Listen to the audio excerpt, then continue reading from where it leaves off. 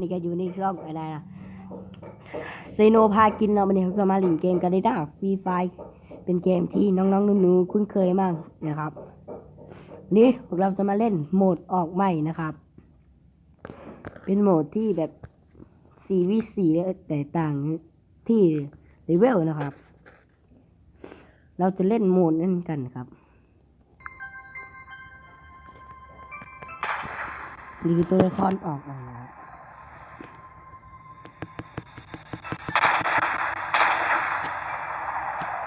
มันมากเลยนะครับมากเลย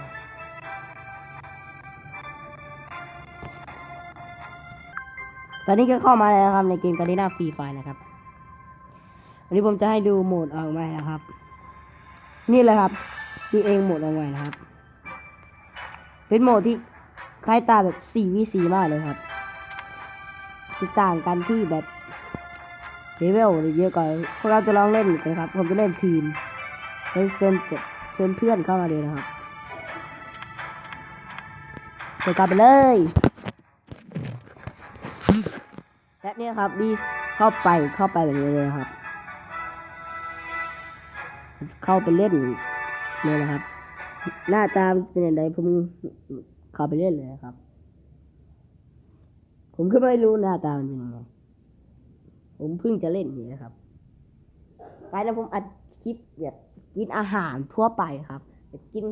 ส้มตำประมาณนั้นแหละครับ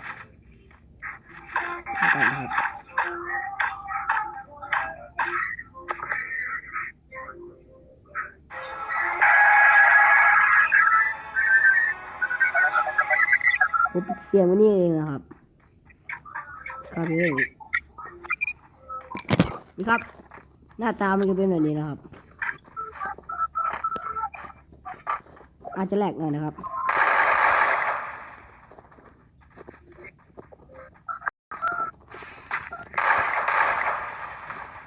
แหลกมากครับโอ้แหลกมากครับ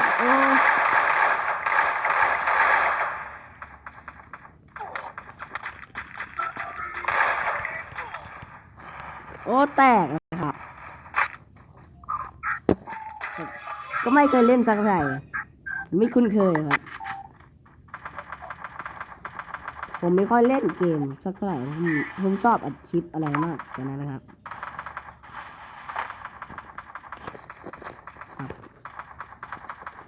ดูว่าจะเพื่อนเราตายคนหนึ่งนะครับล้างครับล้าง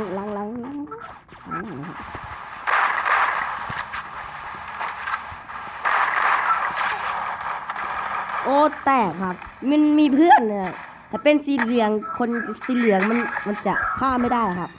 ต้องให้เป็นปกติจนจะฆ่าได้นะครับนี่ก็ปืนแบบดีขึ้นนะครับดีไปที่เราก็ได้ครับแต่ไม่ไกลมากสักเท่าไหร่ครับ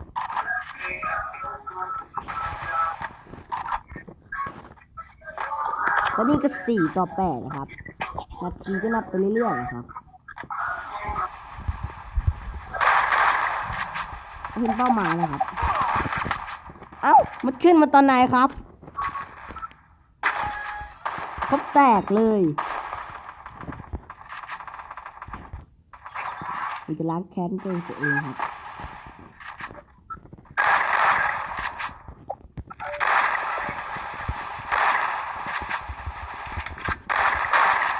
โอ้แหลกมากครับแหลกจริงๆโทรศัพท์ผมเล่นในโทรศัพท์นะครับตอนนี้เล่นในคอมก็ได้นะครับเล่นในคอมมันจะรับลื่นก่อนนะครับเล่นในโทรศัพท์มันจะค้างๆนะครับไอหมอนี่อีกแล้วนะครับผมอยู่เยอะจังครับ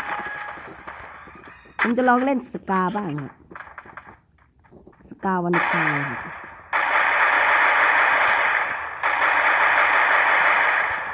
หนีไปไหนเหมือนผมเห็นคนเลยครับไปไหนนะแตกนะครับแตกนี้มันเฉยแต่พี่ก็ไม่เล่นเก่งเท่าไหร่ครับแต่พอใน ไม่ไล่ผมก็เล่นไปนะครับกดไลค์กด subscribe ให้พี่ด้วยนะครับ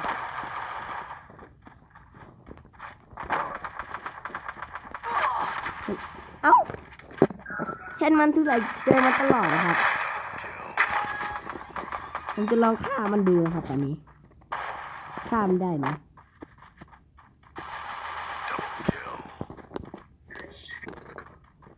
มันแบบนี้มีคนมีข้างในมี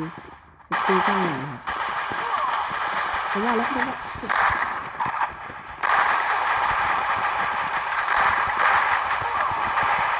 แตกเฉยเล่นตายกันผมก็ไม่ค่อยเล่นสักแต่เกมนะครับผมเพิ่งจะมาเล่นนี่นะครับนี่เขาเล่นบ่อยผมก็อยากเล่นบ้างครับนี่ก็คือเกาะแบบเพิ่มเลเวลนะครับเกาะอะไรนะครับกับมีภาพนี้นะครับ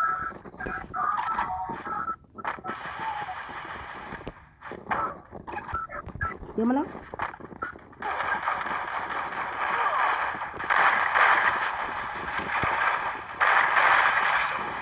แต่กล่องตัวพี่สวย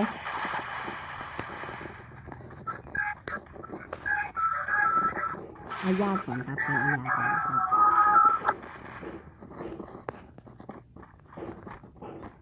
เยอะประมาณนะครับดูสิมันจะมีคนอยู่ข้างบนนะครับ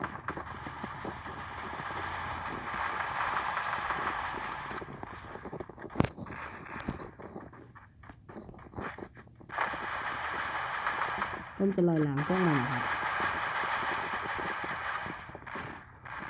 ไม่มีจะคนไม่มีอะไรเลยครับไม่มีใครเลยนี่มันจะโดนมากจัง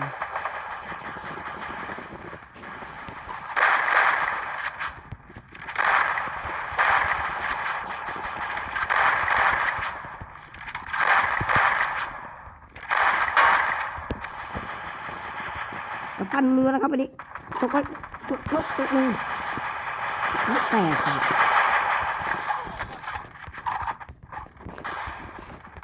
ตอนนี้ไม่มีลูกกระสุนนะครับนี่นะครับนี่อยู่ลูกกระสุนในนี้ครับแล้วผมจะพาไปนะครับนั่นนะครับพูดแล้วก็เจอเลยครับนี่ครับหน้าตาของลูกกระสุนก็เป็นแบบนี้ครับเก็บแล้วก็สากเลยครับแบบมันจะเพิ่มลูกกระสุนเราครับ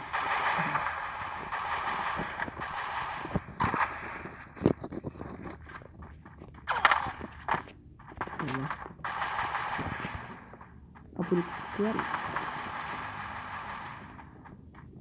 ไอ้เพื่อนฆ่ามันหมดเลยผมไม่ได้ฆ่าเป็นตัวเลยครับผมฆ่าแค่คิวเอง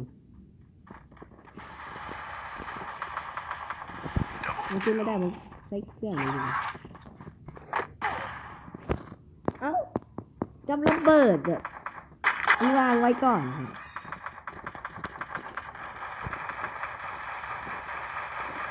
ฉันเลยทำไมไม่เข้ากันใช่นะครับมันวางกับระเบิดไว้มันรู้ว่าเราจะอยู่ตรงไหน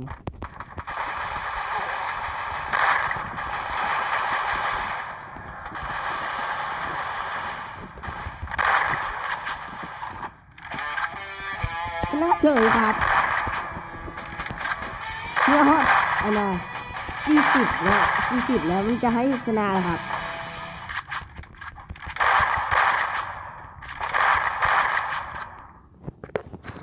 หน้าตาตรงนี้ก็ชนะ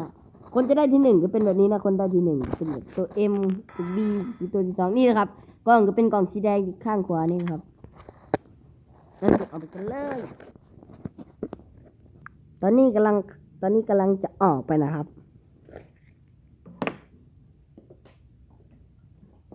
กินน้ำก่อนนะครับ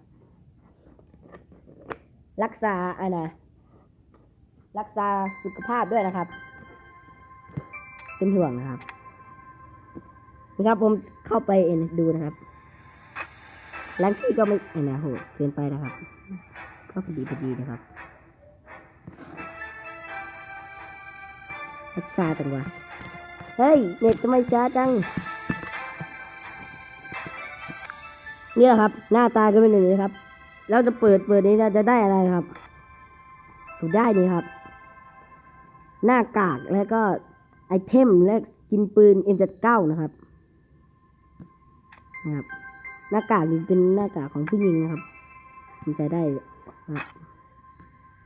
ดูครับมันจะเป็นของโอ้ยเยอะจังของเพื่อนผมดีใจว่าแรงต่ำผมจะไม่ไหนแรงต่ำนะครับก็เป็นซึ่งนะครับ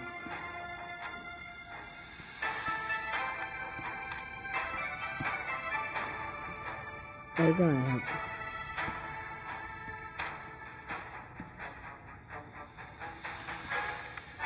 ถ้าแบบเป็นโกเป็นอย่างนี้ผมรับนะครับหน้าไม้นี้ผมไม่รับแรงทองผมรับแรงทอง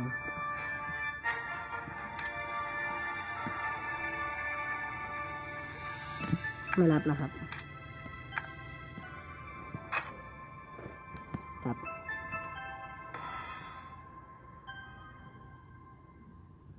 ช่วยกดไลค์กด Subscribe ให้ผมด้วยนะครับชื่อช่องก็คือเซโนพากินนะครับผมไม่คล่องเลยครับเซโนพากินนะครับซื้อแล้วซื้ออะไรนะซื้อช่องของผมเองครับคุณไม่ซัดเลยและกับแล้วก็ลาก่อนนะครับท่านผู้ชมท่านหน้าไว้ผิดผิดชัดหน้าทำไมวะครับคราวหน้าเราจะเจอกันคลิปไหนครับบ๊ายบาย